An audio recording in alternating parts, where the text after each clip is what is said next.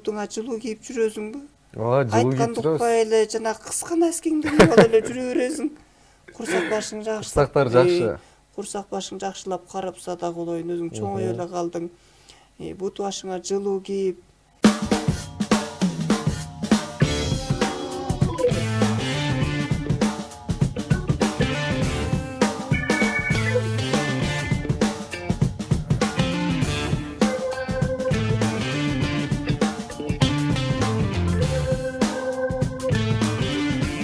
Амансыздарбы, жалпы Ниту шоу программасынын сүйүктүү көрөрмандары. Кайрадан сиздер менен көгүлтүр экран аркылуу жолугушуп жатканыбызга кубанычтабыз. Эфирде Ниту шоу программасы, аты жөнүм Нурбай Ормоналиев. Биз менен туура бир саат бою чогуу болуңуздар.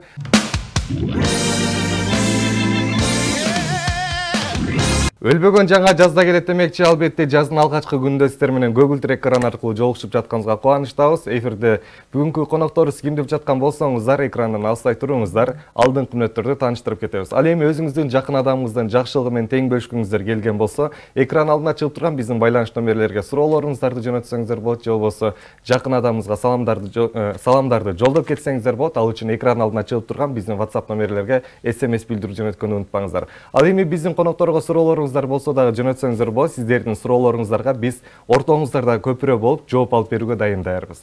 Ал эми бүгүнкү биздин конокторубузду тааныштыра кетели.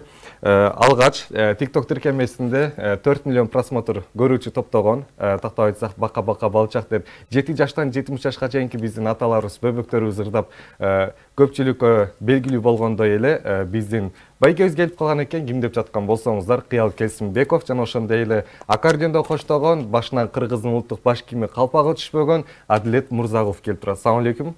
Assalamu алейкум. Алейкум салам, келдиңиздер. Жакшы, шүгүр, өзүңүздөр келип алдыңыздарбы? Жакшы, келип алдык. Кыйналган жоксуздарбы? Эмне деп кыйналабыз. Манай жакшыбы? Эң жакшы сон. Жаз келип, көңүл ачылып атат. Анан сендей красавчик жигитти көргөндө ан сайын.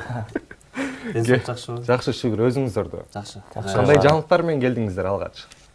Жаңылык көп эле жаңылыктар бар. Буюрса эми акырындык менен жасап чыгара беребиз. Алдыда бөлүшөбүз. Келиңиз анда дароо эле биздин жалпы сүйүктүү көрөрмандарыбызга өзүңүздөрдүн бака деген ырыңыңыздарды тартуулап бербейсиздерби? Жарайт. Келиңиздер. Бакадан баштайлы энди. Алгач бакадан баштайлы.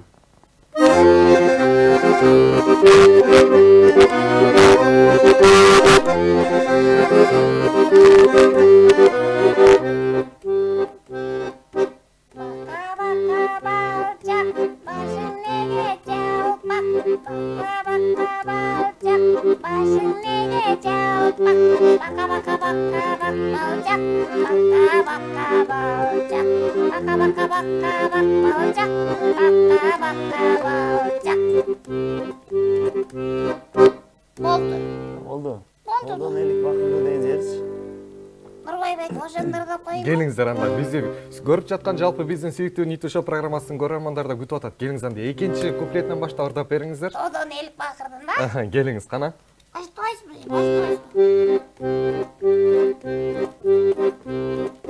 Тодон элик бакырды, апа мени чакырды. Тодон элик бакырды, апа мени чакырды. Кирип барсам эшиктен, кууп чыкты бешиктен. Кирип барсам эшиктен, кууп чыкты бешиктен. Опа, кол чалып коелу биздин байкебизге.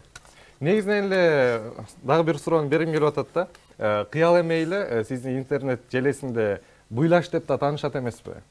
Ооба да, мен кичинекей үн менен ырдаганды Буйлаш дешет, анан өзүмдүн голосум менен сүйлөгөндө Кыял деп таанышат да. Ошондо сизге Кыял жагабы же Буйлаш жагабы? Экөө тең жагат. Кимиси көбүрөөк жагат?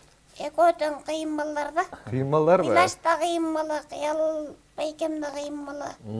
Сонун бала да. Бүгүнкү эфирге Кыял байкеңиз да келдиби? Кыял байкем да келди. Мен чоң атам келди, чоң апам келди. Толтура кишилер келди. Анда азыркы алдыңкы мүнөттөрдө баарысына сөз бере өтө эле кандай дейсиз? Ооба, болот да. Алгач сиз бака чыгармасын ырдап, жалпы интернет желесине белгилүү болгондо, сизди көчөдөн көргөндөр Кыял деп чакырышып аттыбы, же болбосо бака деп чакырышып аттыбы? Көчөдөн көргөндөр бака деп таанышып атты. Азыр деле бака деп таанышат, көчөдөн көргөндөр тетигине бака кетип атат деп, кээ бирөөсү жолугуп келип учурашып сүрөткө түшүп алалы дейт. Бака деп тааныза дагы мага аябай жагымдуу. Себеби ошол ыр менен таанып атат, ошол ыр жагып атат ал кишилерге. Анан сайын сүрөткө түшүп, жакшы сөзүн айтса дагы да иштеген келет. Дагы да алдыга талпынган келет. Дагы да ошондой балдарга ылайыктуу ырлар менен иштеген келет. Негизинен эле бака чыгармасын аткарып, TikTok тиркемесине өзүңүз киргизейин дедиңизби, же болбосо сиздин жакын адамдарыңыз киргиз кой, мындай талант жерде калбасын деген сунуштар болдубу? Негизи баканы мурун студиядан жаздырганга чейин аккордеон менен ырдап жүрчүмүн. Аккордеон менен аккордеондун коштоосун ырдап жүрчүмүн. Анан кийин ушуну бир студиядан жаздырып чыгарайынчы, кандай болор экен, кичинекей балдарга ушундай кылып иштей баштайынчы деп биринчи Айчыкты Карачыны жаздырдым. Андан кийин Баканы жаздырдым. Баканы жаздыргандан кийин Бака 1-2 ай кирбей туруп калды менин телефонумда. Демек ошондой эле байкалган экен да, бул белгилүү чыгарма болушуна тоскоолдуктар болгон экен. Негизи айтып болот эмеспи, адам баласы канчалык ийгиликке жеткен сайын артында кыйноолор болот дейт, кыйынчылыктар болот. Албетте ар бир кыйынчылыктын үстүндө ийгиликтер жаралат дейт эмеспи?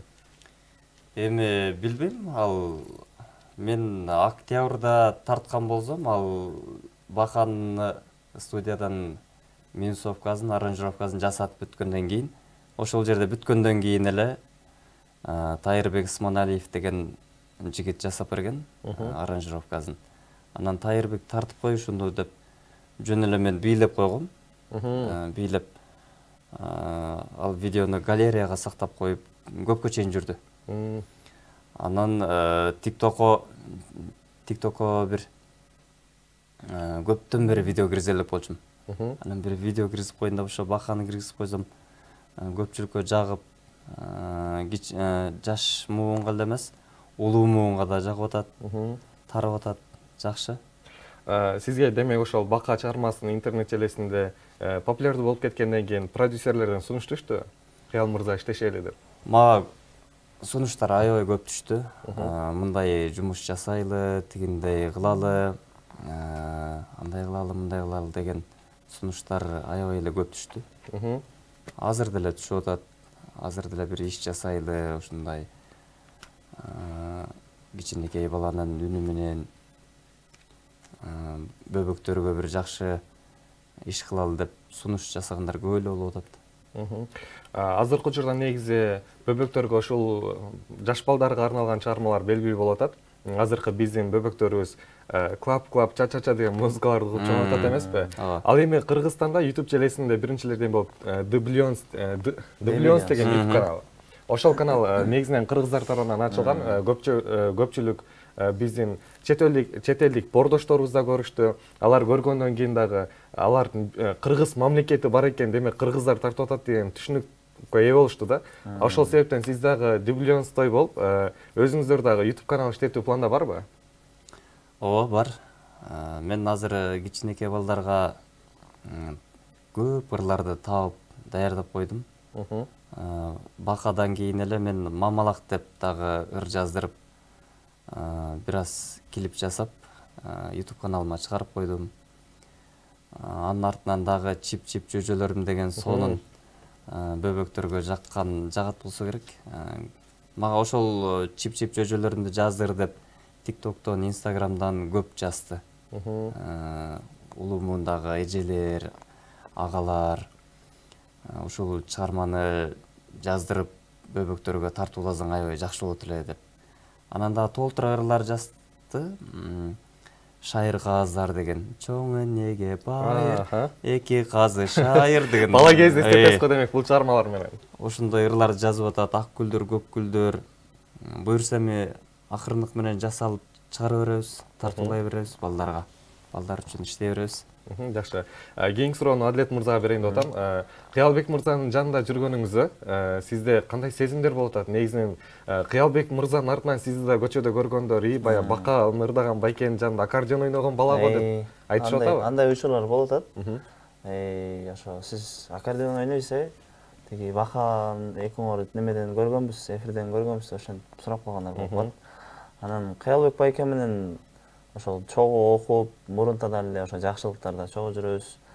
Анан ошол бакаарыбыз жакшы кеткен аябай сүйүндүм. Өзүм хит болгондой эле аябай сүйүндүм. Анан эч кандай деле сезимдер жок, мурунтан чогуу жүргөнгө, бири-бирибизге көнүп калганга. Билинбейт деле. Анча деле тоготпойм деле. Жаныбыздагылар таксиге чыгып калганда баканы ырдаган сенби деп ошентип калса, анан байкем катуу эле болуп кеттир деп ошентип таң калып калган күндөр болот.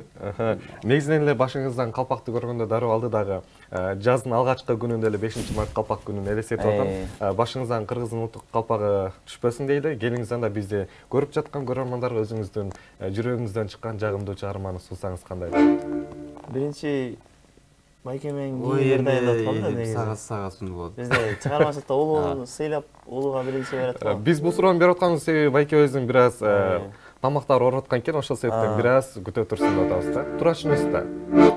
Келиңиздер анда жалпы Айганыш аттуу кыздар үчүн Айганыш деген чыгарманы аткарып берели. Чогурдай эле келиңиздер. Айганыштар келиңиздер анда экранга жакыныраак келиңиздер. Бир гана сиздер үчүн Адилет мырза ырдайт. Айганыштар бар болуңуздар.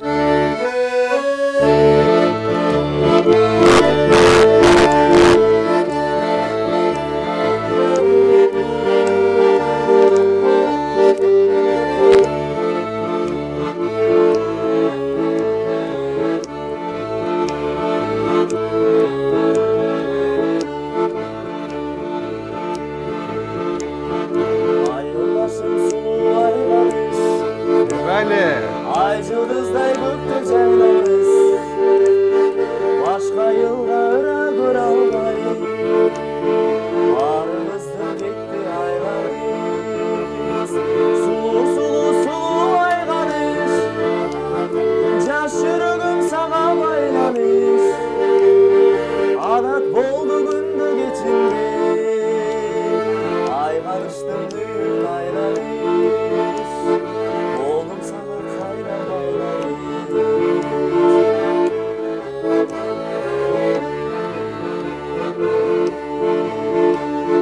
Taşırgıtsam takır toğutboy, bir işiңер жақын жолutboy. Apan çıgat senin orduna, çok dayağın karmak boğuna. Sulu sulu sulu ayganış, caş yürügüm sana baylanış. Adat boldu gündü geçindi, Ayganıştın düğün aylanış. Oğlum sana kayna baylanış.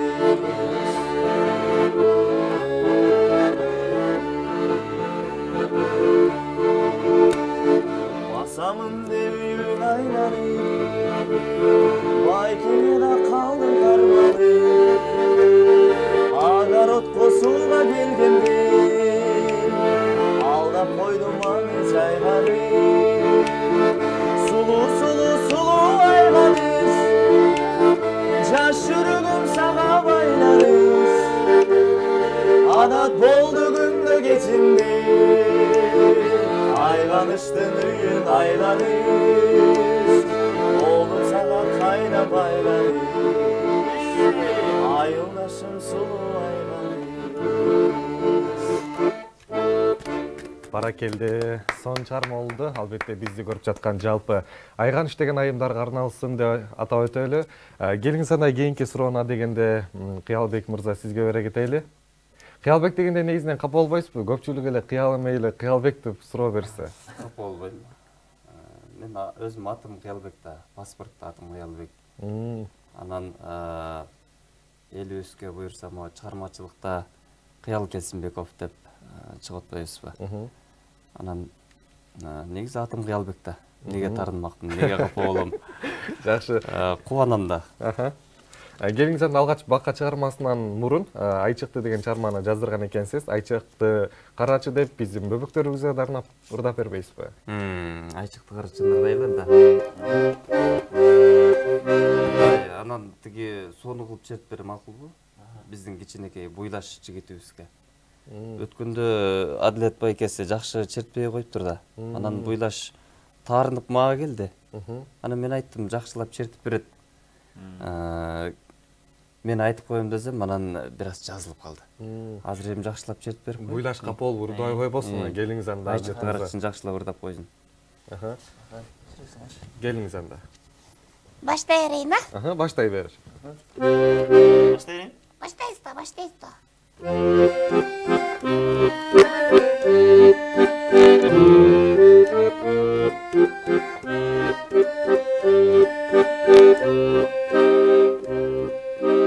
Айчыкты карачы, айдан биз жаралдык, ай нуру төгүлгөн алтындай балалык, ай нуру төгүлгөн алтындай балалык.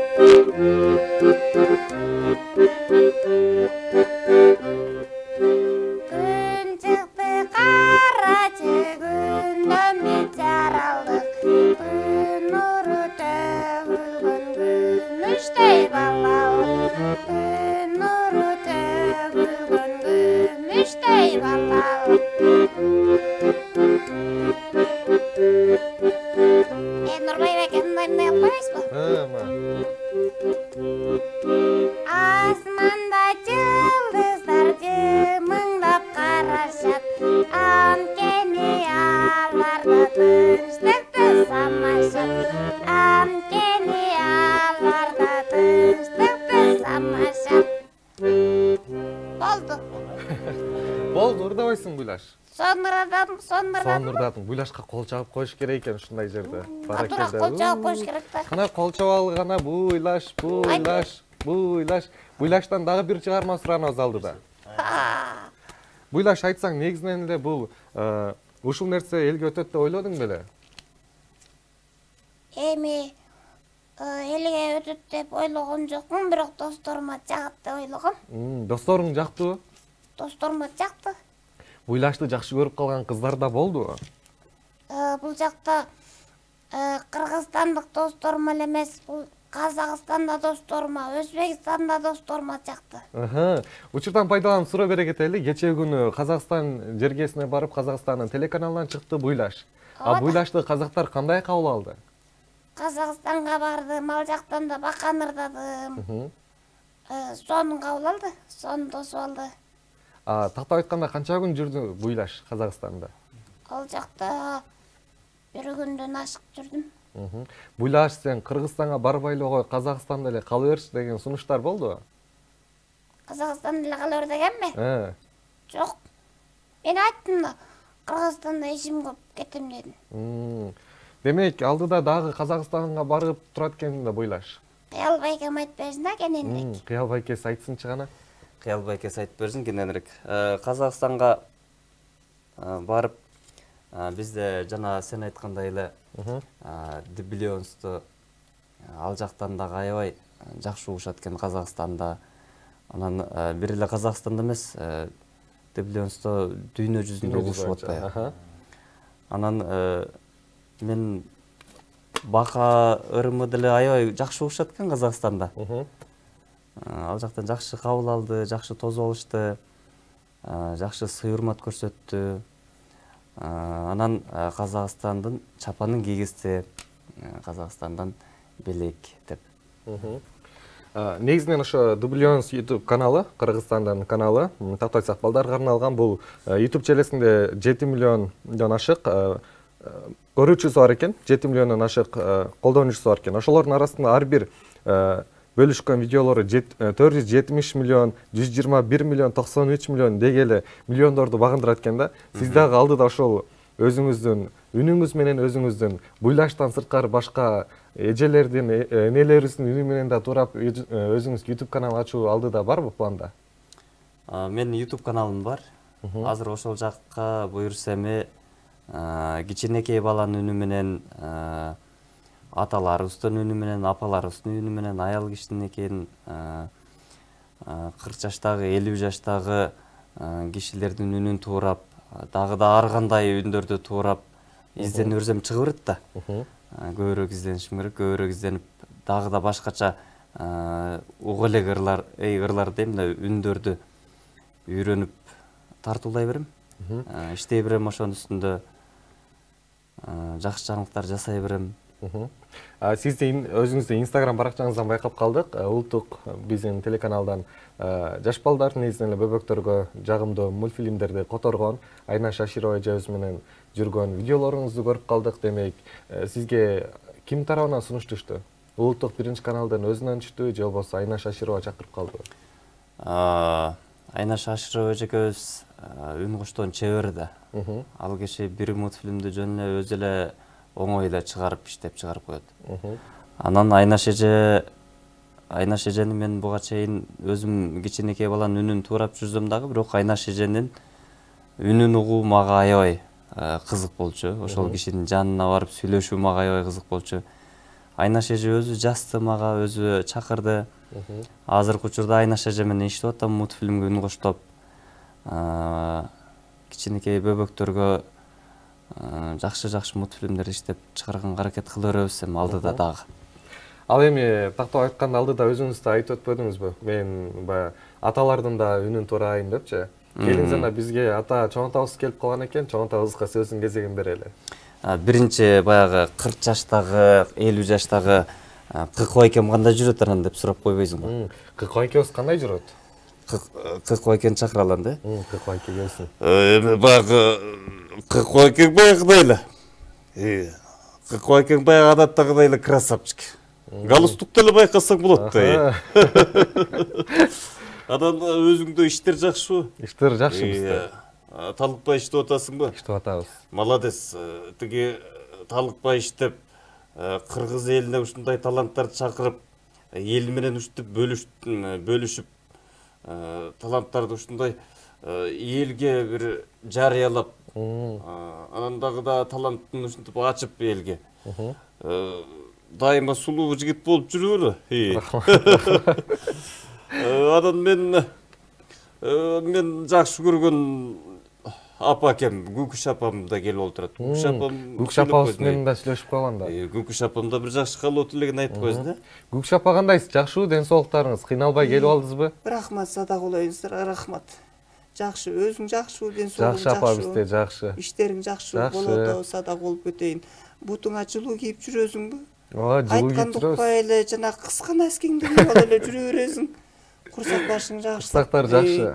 Курсак башың жакшылап карап садагулайын, өзүң чоңой эле калдың. Бут башыңа жылуу кийип, жаштар укпайсыңар айланып кетейиндерим. Өзүңөр жакшылап карагыла садагулайындарым. Өзүңүз жакшысызбы? Өзүм жакшы садагулайын. Оорубай, сыркабай жүрөсүз. Ой, жакшы, тим эле биз жаркылдап жайнап, жаз келип тим эле маанайым көтөрүлүп, бабаң экөөбүз бүгүн сейилдеп паркка чыгалы деп атканбыз ошол. Келиңиз анда абышкаңызга да сөз кезегин бербейлиби? Чоң ата деп чакырсаң. Келиңиз анда чоң ата.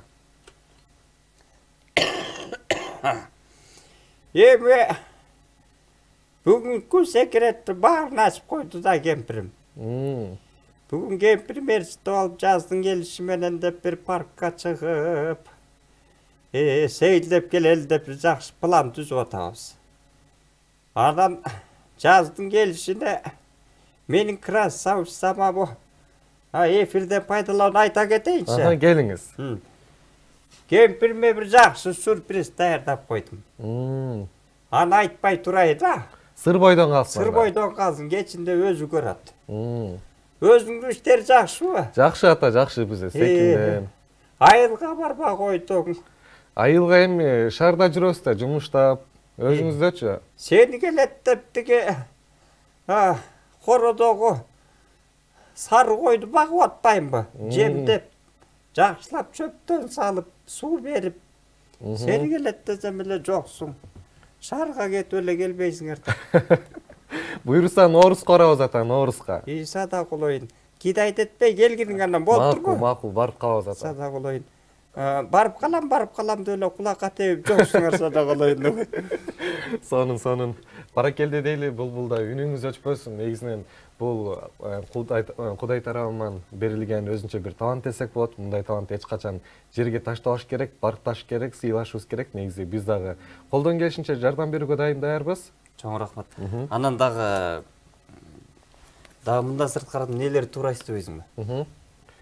Мен кичине кезимде бизде орус күчүгүбүз бар эле. Тим эле алыстан өтүп бараткан кишилерди көрсө, же эшиктин алдына мал жолуп калса, ушундай ызылдап малды жолотпочу. Анан келген кишини да үйгө оңой менен киргизбечү. Ал мындай өрчү.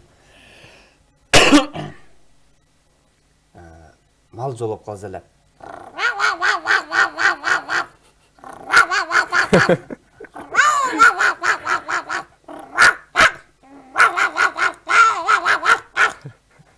Жүрүп калчу. Жакшы. Бул мен жакшы көргөн кичинекей кезимдеги биздин үйдөгү орус күчүк. Орус күчүгүңүздүн аты эмне эле? Орус күчүктү эле койчубуз. Орус күчүк дегенде түшүнөт дарбы? Орус күчүктү эле койчубуз. Ушундай жаагы тынбачу. Раматылык болуп кетти байкуш. Келиңиз анда. Урматтуу сүйүктүү биздин көрөрмандар, эфирде Ниту Шоу программасы. Өзүңүздүн суроолоруңуздар болсо биздин WhatsApp тиркемесине жөнөтсөңүздөр болот. Ал үчүн 504 39 89 30 номерине жөнөтсөңүздөр болот. Сиздердин келген суроолорго биз жооп алып беребиз.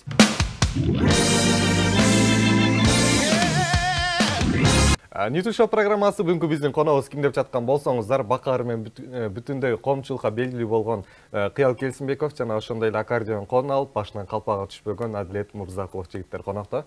Эфирибизди алдыга карай улантабыз. Албетте сиздерден суроолор болсо биздин WhatsApp'тан жөнөтсөңүздөр болот. Сиздерден келген суроолорго биз дайыма жооп берүүгө даярбыз. Келиңиз анда, Кыял мырза, өзүңүздүн чыгармачылыгыңыз боюнча сүйлөшсөк кандай дейсиз? Каршы эмесмин. Негизинен эле өзүңүздүн ошо пародия жаатынан сырткары, бака тактап айтсак, үн коштогондон сырткары өзүңүздүн чыгармачылыгыңызды алып кетүү планда барбы?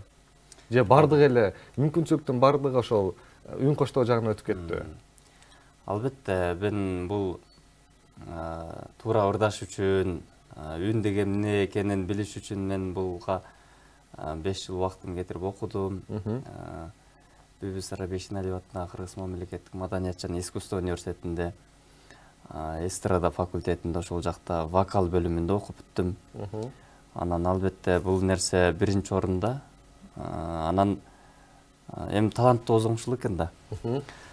Өзүм үнүм менен дагы албетте клиптерди тартабыз, жакшы ырларды жаздырабыз.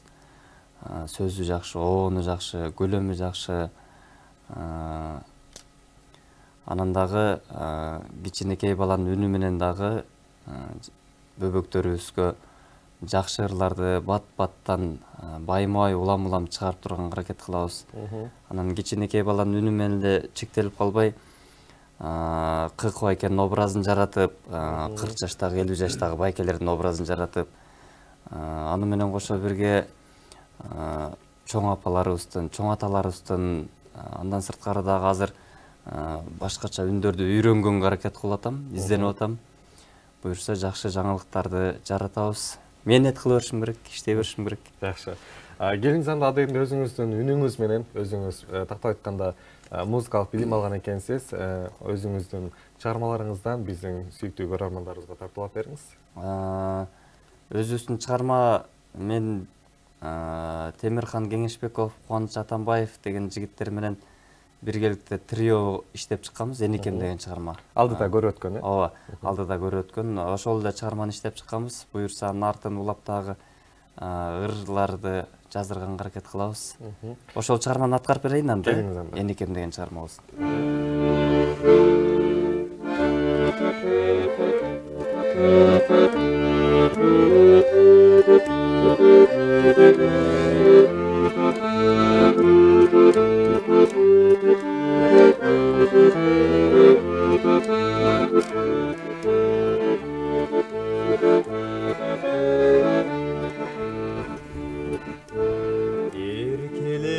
Erkeletip meribin tök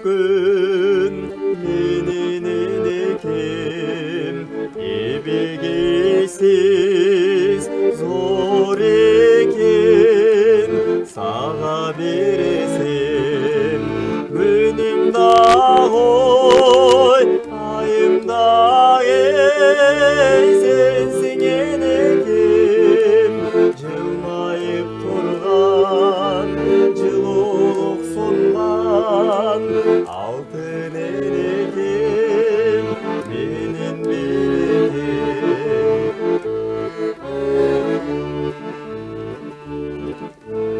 күн нурундай жарыгын чачкан менин энекем балаң үчүн түгүн бүгүн сүйүң кең экен күчүм дагы демим дагы сенсиң энекем жылмайып турган жылуулук сунган алтын энекем менин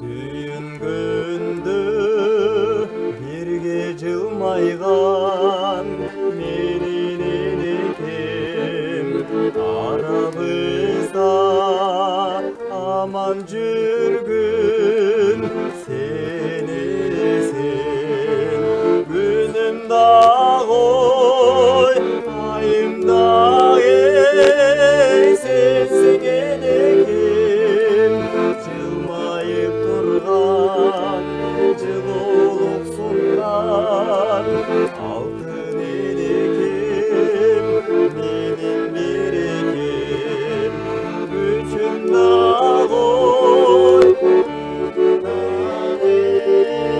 сенсиң энекем жылмайып турган жылуулук сунган алтын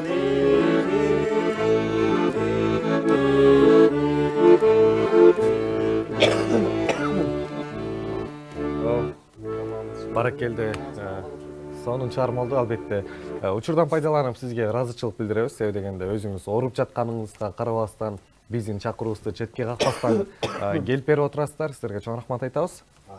Ал эми бизге WhatsApp'тан билдирүүлөр келген экен, жаңырта кетели. Саламатсыздарбы дейт. Саламатсыздар Ниту телеканалынын жалпы жамаатына салам жолдойбуз дейт. Урматтуу Кыял мырза, Нокат районуна караштуу Көкбел айылынын тургуну Токтошова Калыс апамдын 4-март туулган күнү менен куттуктаймын. Чын ден соолук, узак өмүр каалайм. Жакшы ырдан берип коюңузчу деген. Албетте азыркы энекем сиз үчүн жаңыр өтү десек болот, Калыс апа. Эгерде бизди көрүп жаткан болсоңуз, эртеңки 4-март туулган күнүңүз менен куттуктайбыз. Мүмкүн болсо дейт, Кыялбек мырза келиңиз, сиз да куттуктап кетиңизчи буйлаштын үнү менен дейт. Калыс апабыздын туулган күнү менен. Мен өзүм ооруп толук сакай элек болчумун, бирок азыр ырдап атып тамагым ичип кетпеди. Атын да берсе. Калыс апабыз. Калыс апа, ден соолугуңуз чын болсун. Жаз майрамыңыз менен алдыда аткарып өткөн чыгарма бир гана жалпы апалар үчүн болсун. Баардык апаларыбызга бекем ден соолук каалайм. Апаларыбыздын өмүр жашына Кудайым береке берсин. Апаларыбыз бизди тарбиялап, бизди чоңойткон, бизге апаларыбыз гана чыдайт да. Андыктан баардык айымдарга келе жаткан 8-март майрамыңыздар менен оорубаңыздар, дайыма маңдайыбызда, жаныбызда болуңуздар. Биз сиздерди жакшы көрөбүз. Калыс апа, дагы бир ирет туулган күнүңүз менен чын жүрөктөн куттуктайм. Кийинки СМС билдирүү бар. Кыял мырза жаныбарлардан дейт, мышыктын жана ошондой эле тооктун үнүн турай аласызбы дейт. Турай алсаңыз алдын ала ыраазычылык билдиребиз дейт. Мышыктын, Мышык менен тооктун дейт. Мышык менен тооктун, аракет кылайын, мен туурап жүрөм, бирок. Жөтөлүп алып туурай берейин, Келиңиз. Жөтөлүп алып көрүнүп калдык го. Сен мышыгың кандай үн чыгарат эле, окшошор бекен бир угуп көрчү, Көрөлчү гана. Мяу, мяу, мяу, мяу. Баракелде, баракелде. Эң сонун турадыңыз. Мен мышыгым ушундай үн чыгарчу. Мышыгым менен кадимкидей эле үндөшчүмүн. Анан мышык үн чыгарып, мышык экөөбүз үн алышып атканда тооктор кыйкырып кетчүмүн деп.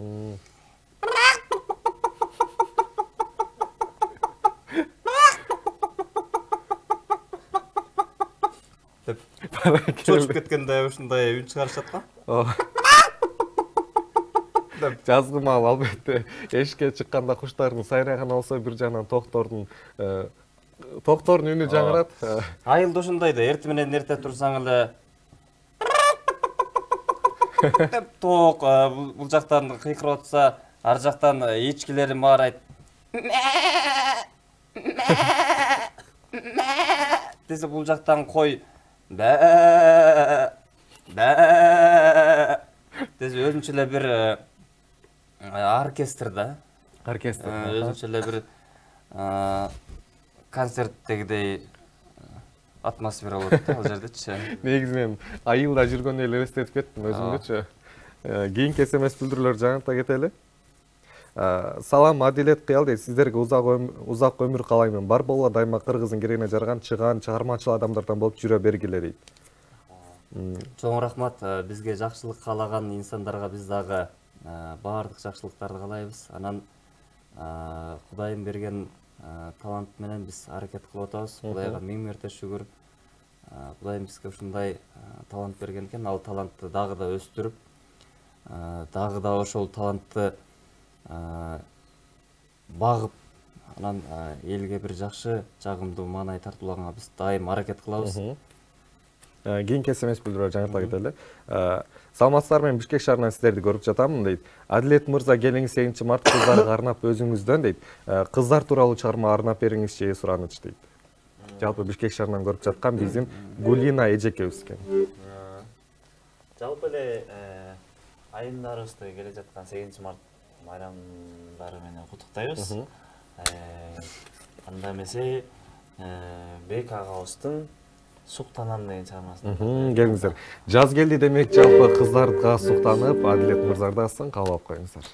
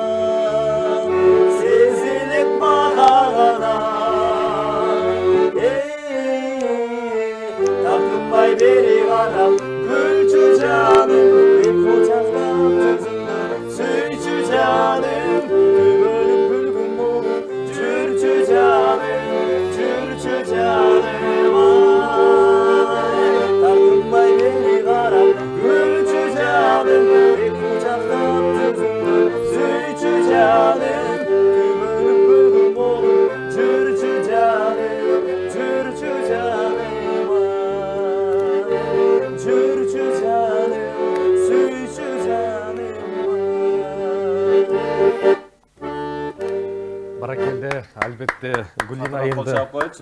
келиңиз кана кол чаап коюш керек. Жалпы биздин жаздын алгачкы күндө суктанам деп кыздарга сонун чыгарманы тартуулап өттүңүз. Сизге суроо бергим келип турат. Негизинен чыгармачылык чөйрөгө кантип аралашып калдыңыз? Чыгармачылык чөйрөгкө мындай кичинекей кезимден кызыгам негизи. Мектепте окуп жүргөн кезде эле баягы Рабаят деген мультфильм бар эмеспи биз кичинекей кезибизде. Ошого кошулуп телевизорго кошулуп ырдап, ошентип кичинекей кезимде үйдөгүлөр байкап, ошондой конкурстарга, кароо сынактарга катыштырышат эле. Ошентип анан ошентип 9-классты бүтүп, колледжде окудум орто окуу жайда. Аны бүткөндөн кийин Бишкек шаарындагы Гүлсара Бейшеналиева атындагы Маданият жана искусство университетине тапшырып, ал жакта окудук. Ошо аспап жагында. Ошол азыр чыгармачылыкка жакшы киришип, жакшы иштейин деп аракет кылып жаткан учурубуз. Жакшы. Негизинен эле жаздын алгачкы күндө алгачкылардан болуп, жазды жыттантып сиздер келип калдыңыздар. Негизинен эле жаз дегенде эмнесиңиздер келет алгачкылардан болуп? Жаз дегенде эле айлана чөйрө жашылданып, бактарактар бүчүр алып, абадагы өзүнчө башкача жыттанып, жамгыр жаап, ошондой элестетем. Кыял байке Жаз жарыш, күз күрөш дейт го. Жаз келгенде эле элдин баары айланасын тазалап, өрттөөчү нерсени өрттөп, бир жака ташып төкчү нерсени төгүп, бак отургузчулар бак отургузуп, сүмөлөктөр кайнатылып, жаз келгенде эле ошол элестер келет да. Негизинен эле жазда көптөгөн майрамдар бар. Баштында эле Ак калпак майрамы, кийин айымдардын майрамы, артынан эле Нооруз келет. Ошол майрамдардын арасынан кайсыл майрам сиздерге жагат? 9 май бар. 5 март жагат. Ошол күнү себеби биз ошол күнү гана калпак кийишибиз керек деп биз өзүбүздү мындай ошого көндүрүп алганбыз да. Негизи ар бир кыргыз жигити калпак кийип жүрсө аябай сонун жарашат, адилеттей болуп. Ооба. Анан 5 март көбүрөөк жагат, себеби көчөгө чыксаң дагы ак калпак кийип алып кыргыздын жигиттери ушундай бир сонун көрүнөт да. Ошол күн мага аябай жагат. Анан 8 март жагат, апаларыбызды, айымдарды кубанткан күн. Аларга, айымдарга жакшы сөз арнаган күн. 8 мартта өзгөчө күн. Жакшы. Урматтуу көрөрманым, сиздерге бөлүнгөн убакыт соңуна келип атат. Келиңиздер анда биздин жалпы көрүп жаткан YouTube шоу программасынын көрөрмандарын жана ошондой жалпы кыргызстандыктарга эркин микрофон болсун. Биринчи эле Кудайга миң мәрте шүгүр, элибизде, жерибизде тынччылык болсун. Биз сиздердин ушундай сонун студияга келип, эл менен баарлашып атканга Кудайга миң мәрте шүгүр. Бизде мүмкүнчүлүк болуп атат. Иштеп туралы, аракет кылалы, бөбөктөр үчүн, элибиз үчүн жакшы жаңылыктар жасай берели. Анан эч ким оорубасын, сиздердин да ишиңиздерге ийгилик, студияңыздар мындан да чоңоюп, мындан да гүлдөп, не деген таланттуулар келип, эл менен баарлаша берсин, эл менен жолугуша берсин. Адилет. Биринчиден ошол сиздердин каналыңыздарга чоң рахмат, жалпы жамаатыңыздарга терең ыраазычылык билдиребиз. Анан элибизде ар дайым тынччылык болсун, токчулук болсун, молчулук болсун, барчылык болсун. Бизде музыканттардын тилеги жакшы дейт эмеспи? Элде ар дайым жакшылык болсун деп. Ошо элибизде ар дайым жакшылык болсун, оору сыркоодон баарыбыз алыс бололу. Учурдан пайдаланып келип бергениңиздерге чоң рахмат айтамын. Бар болуңуздар, эч качан оорубаңыздар. Дайыма биздин куттуу студиябызга келе бериңиздер. Эшигибиз дайыма сиздер үчүн ачык. Кийинки келген берүүлөрдө дагы жаңы ырлардын бет ачары жана ошондой жаңы үн коштоолорду алып келиңиздер. Биз сиздерден күтөбүз. Албетте, сиздер чакырсаңыздар эле биз сүйүүнү менен, кубануу менен келе беребиз. Рахмат, сиздерге чоң рахмат. Дүйнөбүздө тынччылык болсун, элибизде тынччылык болсун, ден соолук болсун.